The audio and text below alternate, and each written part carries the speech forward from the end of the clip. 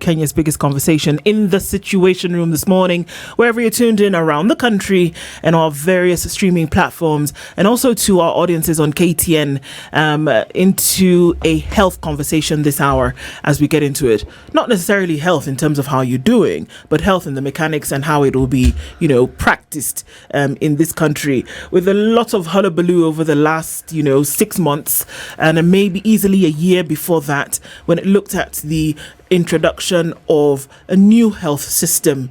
And this morning we're going to be talking about understanding the difference between what NHIF, which is phasing out, and SHA, otherwise known as SHA, which is what is coming in.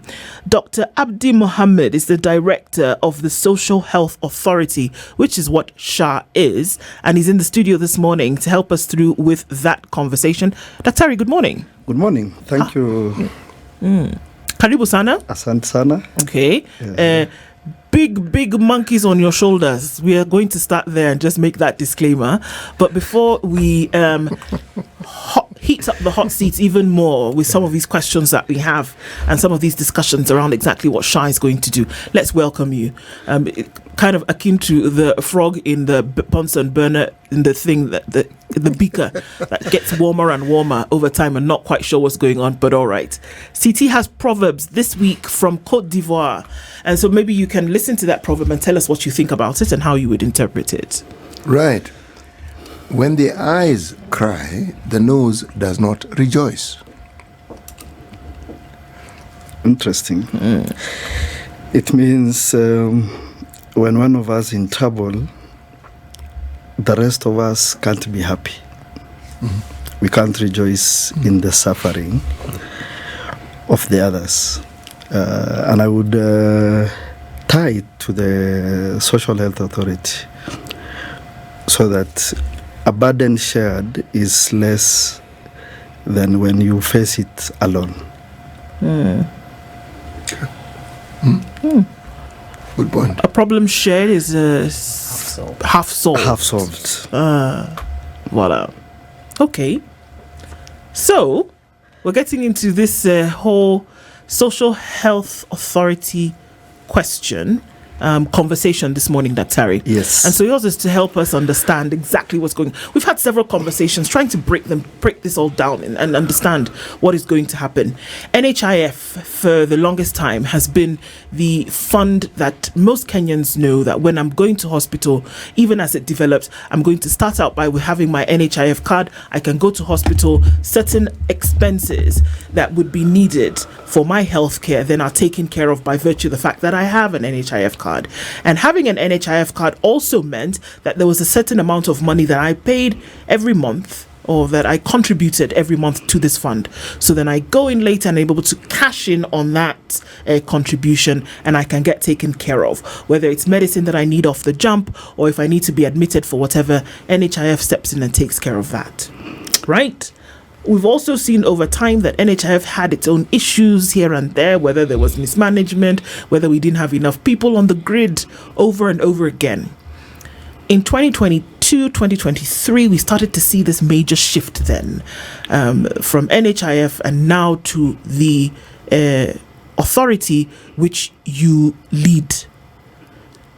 We want to understand the transition and how all of this is going to happen in real time and in practicality. Daktari, let's start there.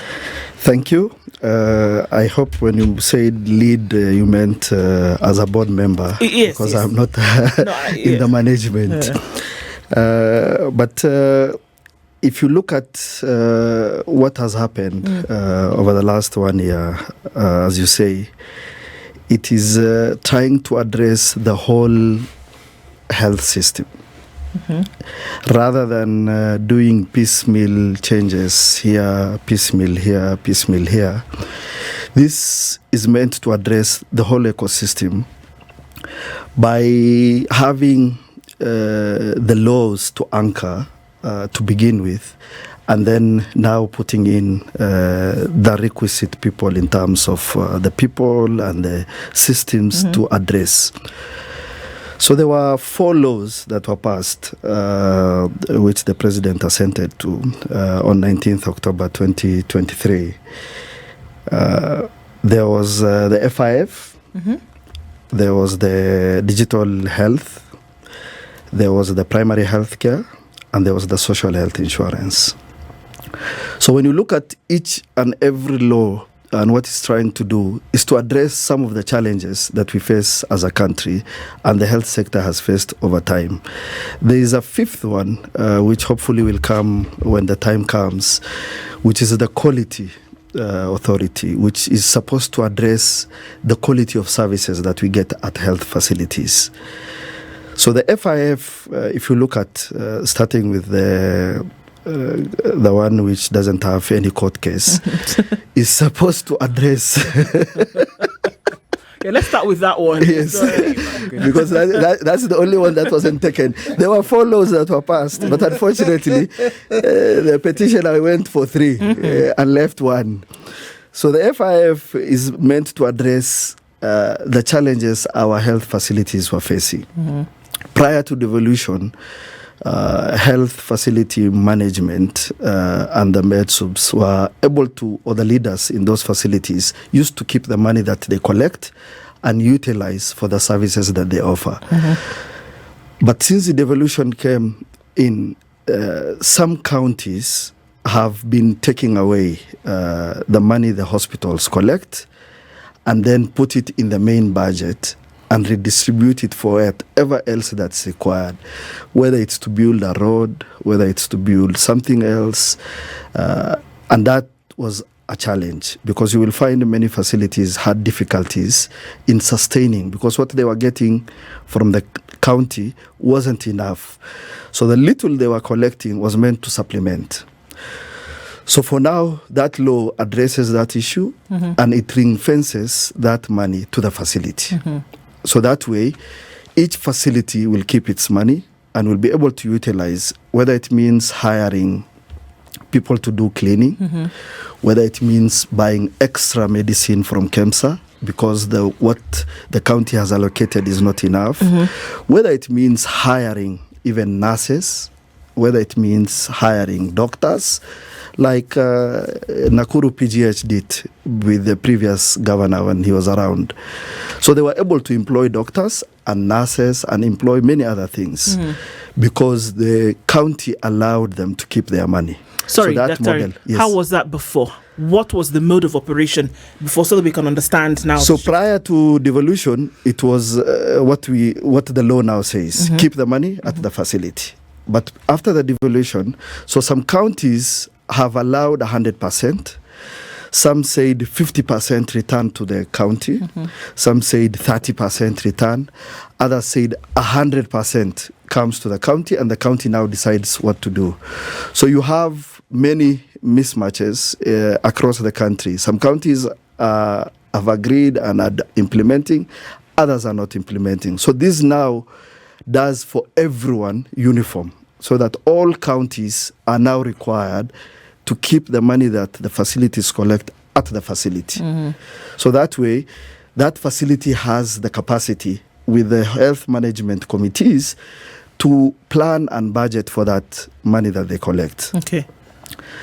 So the second law that was passed was the primary health care. Now, the primary health care is the one that has the community health promoters. Prior to this law, community health promoters were being employed or hired by different counties for different things, and some by NGOs.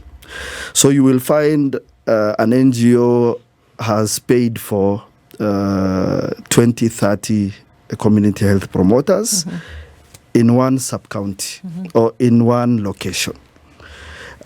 And what are they doing? They are collecting a vertical program. So if it's HIV, they're doing HIV follow-up and such. If it's TB, they're doing TB.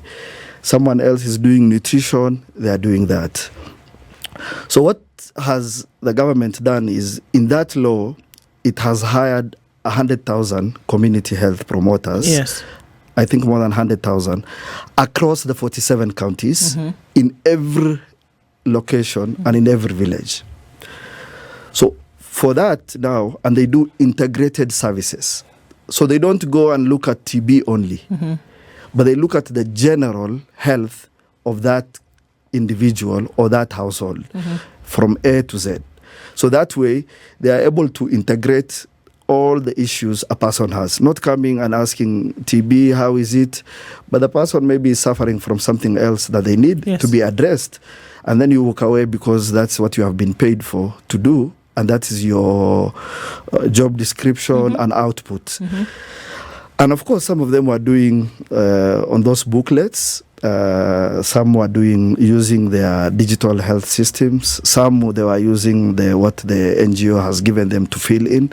But for now we have a national ECHIS, Electronic Community Health Information System, which now connects all of them. And each one was given a mobile phone to be able to do that work. And a backpack. I think we have seen when they were released. So what's the second thing that primary healthcare bill is supposed to address? It's also supposed to address the issue of the primary healthcare facilities, level 2 and 3. So that when we are not feeling well, we move away from people just walking to the highest facility, level 6. But instead, we now start engaging level 2 and 3. So that was the idea of that bill. And community health promoters have started working. Some counties have already implemented because the stipend comes from both national government and county government. Some are still not yet fully operationalized. Then there is the Digital Health Agency. This is now a new agency that has been created. Over the many years since independence, we have had health records being on a piece of paper, on forms, on books, on registers. Never, ever have we tried to digitize all these records and have them in one place. If you ask anyone who has gone through Kenyatta as a registrar doing masters, when they are doing for their final thesis and they need to do some research, you will see the agony when they are taken to the records section. A whole almost go down of files. Now trying to do your thesis to see what are the conditions, going through each file was very difficult, painstaking. So with this digital health agency and with the health information exchange, every hospital is supposed to have a health information system, which means you are able to record the patient's details, their clinical, your history taking and physical examination, what medicine you have given, what lab test. All that now will sit at the facility, but there is a certain part of it which will come to the health exchange, a summary. So when tomorrow you walk to another facility, I don't need to start asking you, what were you suffering from? Where were you last seen? What medication were you given? I'm able to see. And this is around the country? So around the country. If you're in Mombasa today and then you go to Kakamega tomorrow with a health issue, because of the integrated system, we're going to be able to see then that, you saw me last month for 1, 2, 3, this is a follow-up, and you know the information. I will even take it further. If you are in Ramu, in Mandera, and then you end up in Kwale for holiday, Lunga Lunga, that person should be able to see from the digital, the superhighway, the HIE. And is this something that's being done now, or is this futuristic? No, it's something that's being done. What's going to happen is no one is forcing anyone to change their health information system. So all you do is you integrate your health information. Keep whatever you have if you are private sector. If you are a county that has progressed, like for example Muranga, which have decided to digitize, whatever system that they have. So this is like a superhighway where you are just connecting. Keep your health information, your HMIS system, even if you are private sector, but you just connect. And there's a certain record summary that will come to this. system, which now becomes available for everyone. But what else does it do? We will move away from the issue of trying to figure out or doing the KDHS, the Kenya Demographic Health Survey, trying to figure out how many mothers attend ANC clinic 4 times. How many, and that thing has been done every 10 years. So you can imagine the data that you are getting and referring to 10 years later, trying to say in this location, family planning uptake is 70%. Yeah. The system that you speak of, Yes. when was it inaugurated? It hasn't been inaugurated. Okay, when do we hope to inaugurate it? It from beginning of October. What it promises is definitely good. Yes. Because it means that it doesn't matter where I go in the country, whatever my health data is, it will be available and it will make it for easy access to healthcare for myself. However, yes. I knew that was coming. Is it something that we are going to put into play, or are we going to have a pilot where we... No pilot. Why? Pilot. Because we have tried many pilots and we have done 1,001 pilots and nothing is working. We have done NHIF pilot with 4 counties. It did not work. After 1 year, we abandoned. We have tried to pilot something else. It's not working. So for this one, what's going to happen is it will not start perfect. Well, nothing new ever starts perfectly. Thank you. That's why we have a pilot. So you want to mitigate against things. A pilot, even if it doesn't work, gives you information. And even if it doesn't work, that's even better, because you now know what not to do because you've had the pilot. So the pilot, as it is, unless you mean, are you testing? Is there a testing that's ongoing? Yes.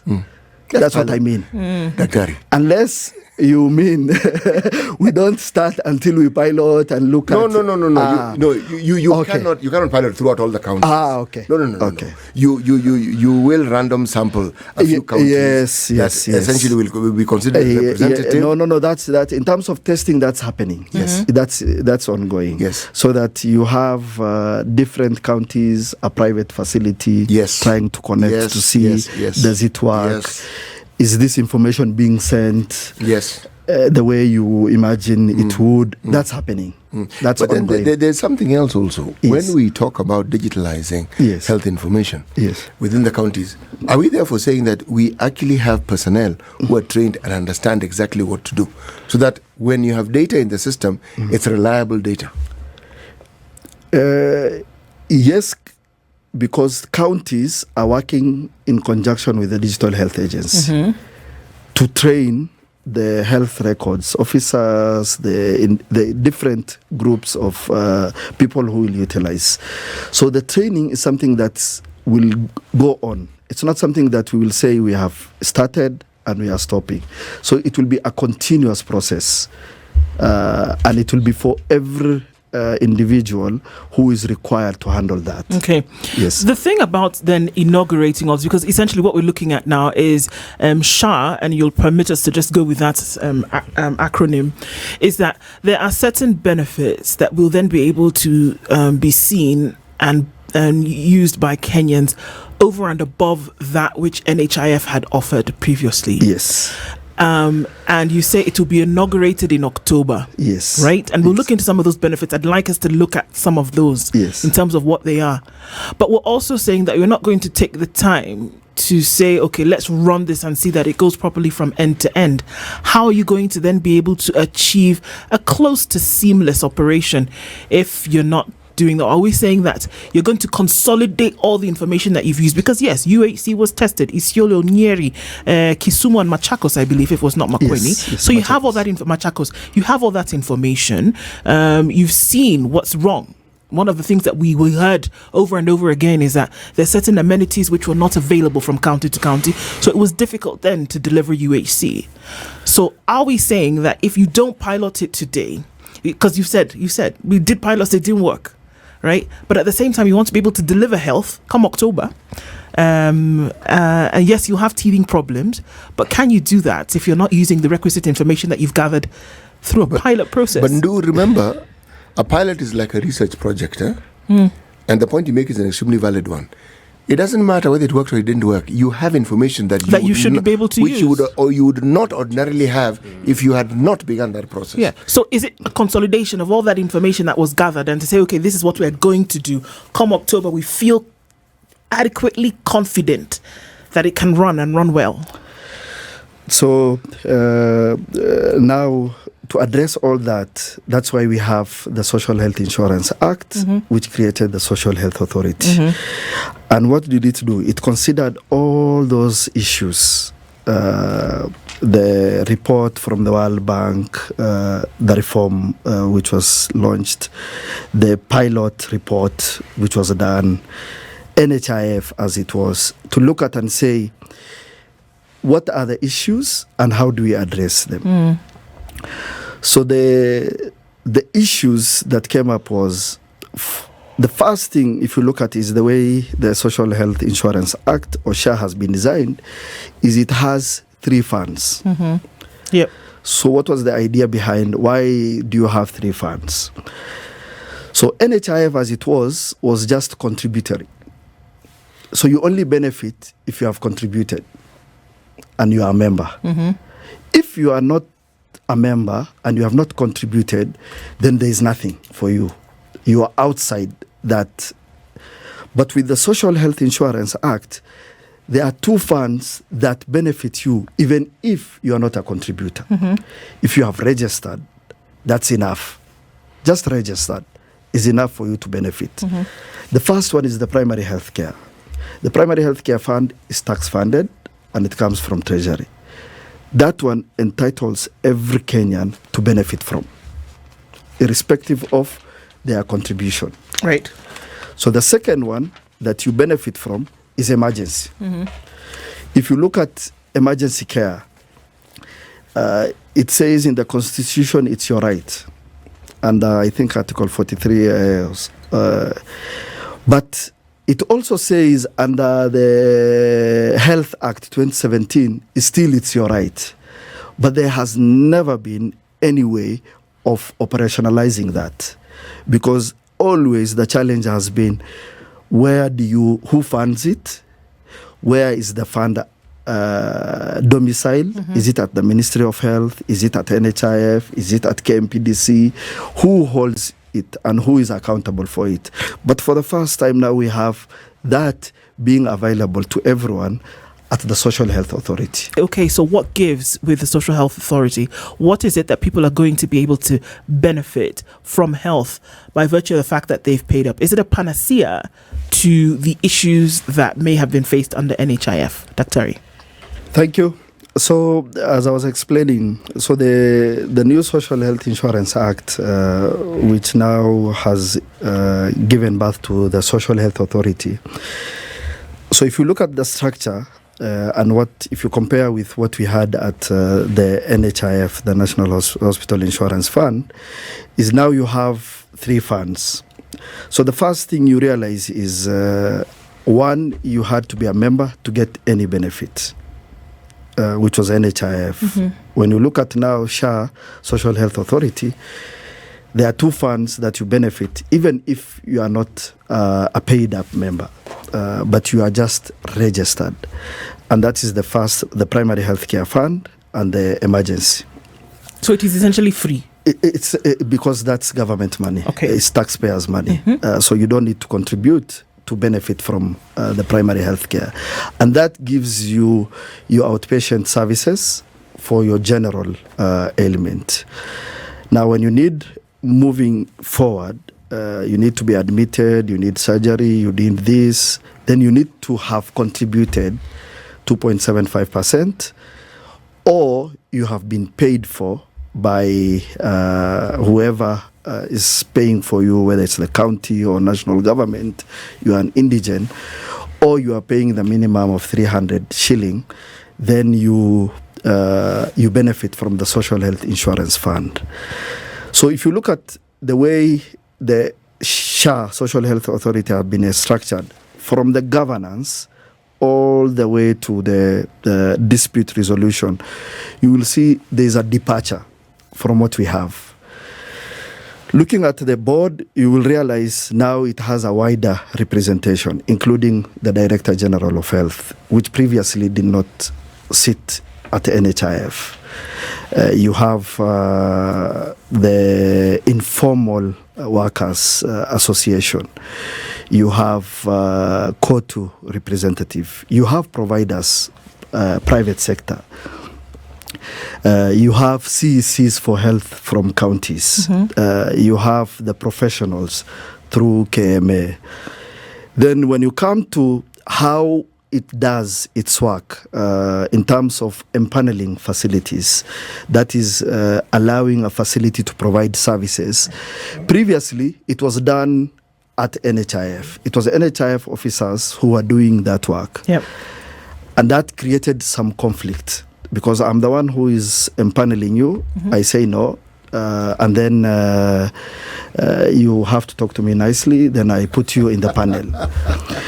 But for now, what we are saying is the empaneling is done by another government agency, which is the Kenya Medical Practitioners and Dentist Council. Yeah. Because they are the ones who license you, they are the ones who regulate you. So they are the ones who are able to say, Abdi's facility, XYZ, can provide this and this and these services, and this is the license that we have given for these services. So as SHA, we now tell you, this is the contract that we have, this is the benefit, and this is the amount that we are paying. So you come in and you look at and you say, I am comfortable with these prices and I want to be contracted, and you take it. For example, dialysis at 12,000 shillings, as an example. Yes. We're going to say that if you're going to come onto the panel, you're going to then be able to deliver dialysis at 12,000 shillings, knowing that folks need it 3 times a week, for example. Yes. Okay. And you accept to take it at that price. Yes. Okay. So what happens is then, and that is something that's published and gazetted. Okay. So it's not something that is amorphous, that you are not aware. It's something that you can clearly download if you want and go through and see this is what I am being paid for and this is the amount that Social Health Authority is paying. Is going to pay. So sorry, I have to come back because remember just a year ago we had this crazy thing where there were particular service providers and a dialysis was a big one. That's why I remember it. That there was an amount, okay, are we going to pay 18,000 shillings? Are we going to pay 9,000 shillings? It's not possible for us as private entities to offer this at this amount because that is what now we will receive or not. So what you're saying is that no matter the entity, before any of this comes on board, you will have agreed that if it's dialysis, if it is chemotherapy, if it is this or that or the other thing, at whatever level, any entity is going to have pre-agreed to do that and then offer it so that the poor folks who are going to come to hospital are not going to be told, sorry, we can't offer it, go back. So let me explain because when that problem was there, I was on the other side. Yes, you were, I remember. I was a provider representing the providers. Yes. So the challenge was at that time, NHIF was proposing to pay 6,500. But they were also saying you can't co-charge. So what we were telling them is if you reduce from 9.5 to 6.5 and you say don't co-charge, then what you are doing is it's impossible to provide that service. Which now a facility should be willing to say, I'm not interested. So you look for a facility that can take. But for now, what we are saying is the other challenge that was happening is a facility requests for a procedure. The contract says 10,000. But someone at the office of NHIF approves 30,000. An extra 20,000, which is not in the contract, which was not a benefit to the individual. So what what this now benefit and tariff is doing is we are all equal. Every Kenyan. There is no special scheme. There is no civil servant scheme. There is no retirement scheme. There is no county scheme. We don't have 97 schemes. We have only one scheme. And that one scheme gives equally to everyone. So if you need it, this is what you are entitled to. If you don't need it, then you don't, of course, you will not utilize it. And that is something that you are able to see even on your phone once the portal is up. And then you can be able to see, this is what I'm entitled to. That's if you have a smartphone and you have logged in and you are able to utilize. You will be able to see, this is what I'm entitled to, this is what I have used, this is the hospital that I have gone. So I was going to, now what is the difference? Yes. So these now benefits and tariffs are things that are published and they are gazetted and things that we can all see. What next have we created? Previously, it was at the level of NHIF where these things were being done, and it was being done by the staff alone. Now we have created out of it an entity, a research entity at a university level, a committee, which has patients, providers, Ministry of Health, Social Health Authority representative, the CSOs, so that it's something that is a continuous process. So today you will say this disease is not covered, for example. So CT can petition that committee and say, why don't you add this procedure? Or today, the Social Health Authority says the amount we can pay for is up to a maximum of 10,000. Okay. But CT, because knows this disease, the money required is 20 or 30,000. There's more that he pays maybe out of pocket because of the facility that he has chosen. So now he can say, can you increase the rate that you are paying so that I can benefit as well? So that now is outside and not within the Social Health Authority. So we all have a say, and that's a continuous process where we can revise that benefit and tariff every 2 years. That is what we have agreed on. So if you look at what else is different from what is happening. So the other thing that has been put in place is everything that Social Health Authority does is supposed to be done digitally. No paper work. From end to end. From your registration to your payment to your claim to all your journey is supposed to, even with the providers, is digitally. There is nowhere we will have paperwork. So that also reduces and shows and allows us to see how is the journey. You can easily audit and see where is the issue and put even the controls within the system so that you are trying to put in. It's like trying to send through M-Pesa 1,000 shilling and you only have 500. It will tell you no, it can't work because the money you have is not enough. Similarly, you cannot claim a benefit or a facility cannot claim a benefit which you are not entitled to and ask. Or a facility cannot say, Ndu is here, we want you to pay 100,000. But the tariff says it's 30,000. So you can't. The system will not allow you to proceed to move on. Finally, which has been a biggest challenge for providers, and if you look at then they will tell you, is because NHIF as it is was doing everything. They were the ones who are empaneling you. They are the ones who are giving you the contract.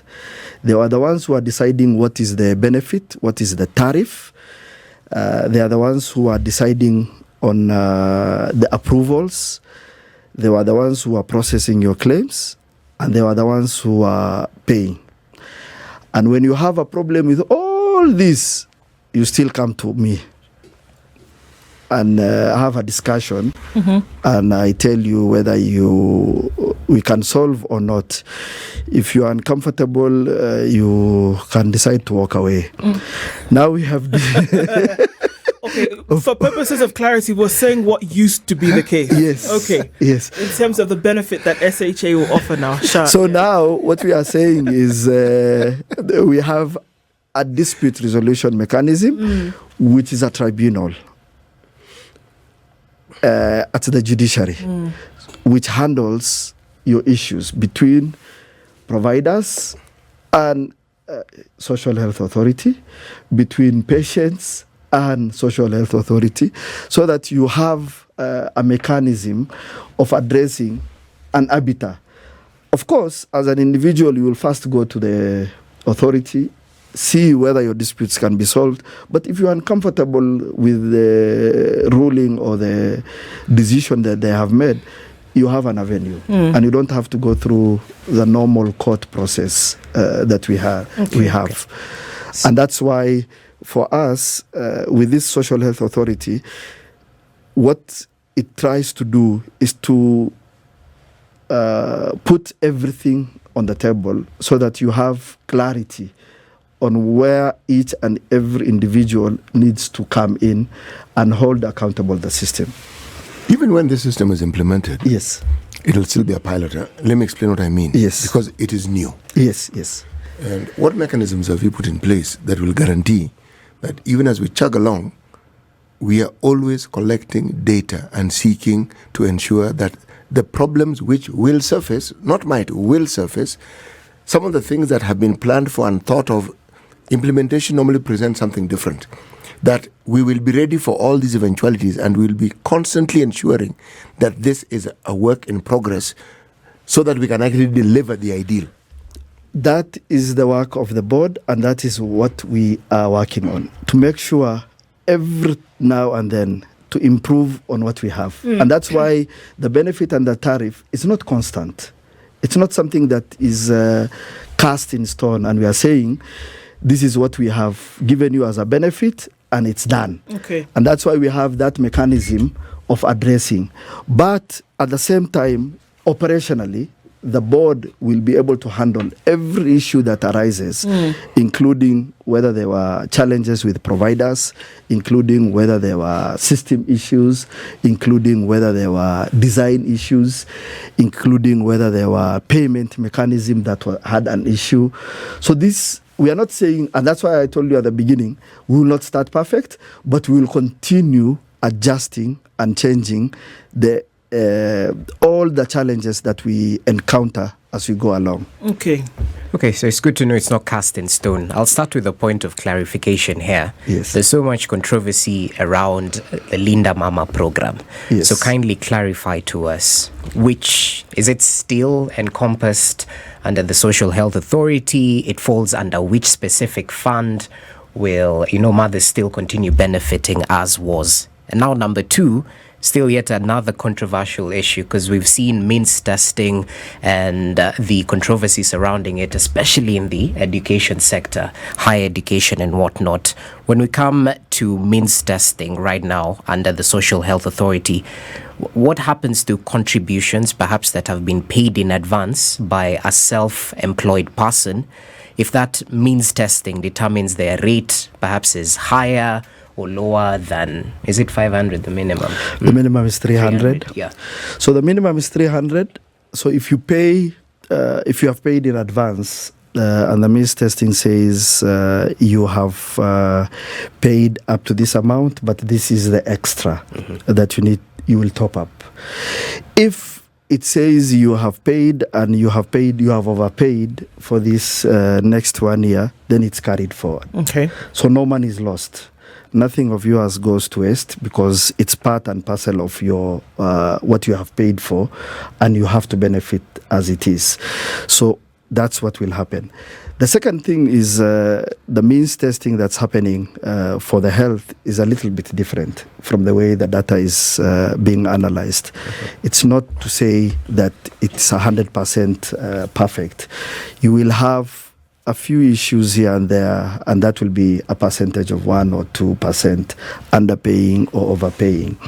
And we will have an appeals mechanism where you can say, I have been over-prescribed. Coming to the issue of Linda Mama, yes, it will be part and parcel. Every woman who is needs the delivery will be paid for. Not only paid for, because Linda Mama was just paying the delivery alone. For this one, it covers the whole family. Now we are moving away from an individual for an event to a family for everything else that they need, including the father, including other children who are not part of this event, including complications that will arise to the mother herself. Because the way it is now, it's the event, which is delivery, complications is separate. Now you need to pay out of pocket or have your other cars or whatever it is. Your other child is sick, they are on their own. Your husband is sick, they are on their own. So now what we are saying is, not only will we cover for that event, which is the delivery, but we will also cover the family as well. Okay. That's the idea. There is also worry in terms of what happens, because, you talk about the first level, you're going to go in with your card. With this card, when it's going to come out is another question. The registration, we understand, is ongoing. I don't know if people have been registering, but if you have this one card, you're going to take it from one place. You're going to go into hospital with it. And you've been previously paying your premiums for NHIF. That money carries over, I'm assuming. Yes. But you've also said that the 2.75% of your gross net, whatever the case may be, is what is going to cater for emergencies. Not emergencies. Emergencies is from government. I'm sorry, it's going to, at the next level, is what's going to cover for surgeries. Social, yes. It's what's going to cover for surgeries and those other medical interventions. Yes. If you've not started paying the 2.75%, because we are still waiting for SHA to sort out itself, how will you then get the coverage if that money has not been accounted for? You will, first of all, you will not walk around with a card. Okay. We are moving away from the card. If you have tried and registered, you will realize all it's asking for you is your national ID or any other identification, passport number. If you are a foreigner, your residence number. If you are a refugee, your refugee card number. So you don't need to walk around with a card. Even when you go to the facility, you will just mention your ID number and say, this is my number, and they will be able to upload your information. So the issue of cards does not appear anywhere going forward. So the 2.75%, as you are aware, is for individuals who are formally employed, and individuals who are not formally employed will undergo the means testing, and they will be told what exactly. When you register and fill in the questionnaire, it tells you this is what you need to pay at the end of your registration. For the 2.75%, that now goes to the employer. The same way now for NHIF, it's your employer who submits that CT, this is his salary, this is the amount we are deducting, and they will submit to SHA. And that will happen end of October. Okay. Because usually it happens at the end of the month. What if I am not employed? Yes. And I wish to be Contribute. part of. Yes, exactly. Yeah. You will register. When you go to the star 147, you will be able to register.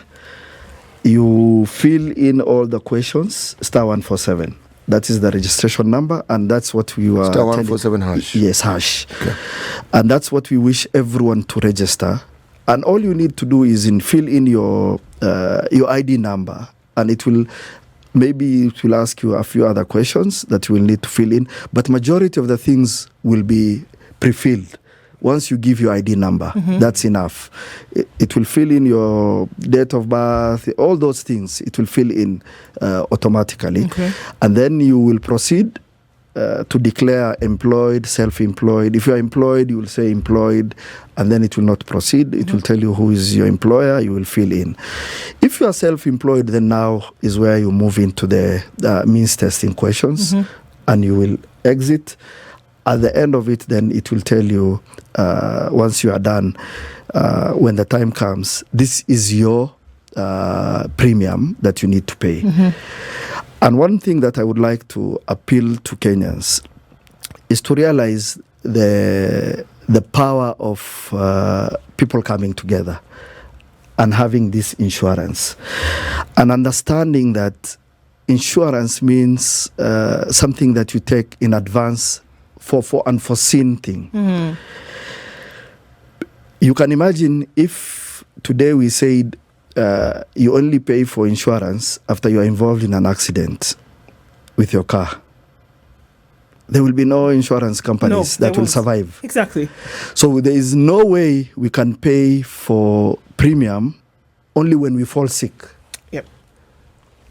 It's unfair. It has to be there as a guard, just in case. And the person who was earlier was talking about pension. Most pensioners use their money for medical. Why? Because it's at that age where you need medical most. Exactly. So now imagine when your son says, 2.75, I don't need to pay. Not realizing that his father is paying 300 shilling. Yeah. Because he's old now. He has retired. He is in the village. Now the minimum is 300. That's what he's paying. Because you are young, you're paying 2.75, not realizing that this is the pool that we are all drawing from. Yes.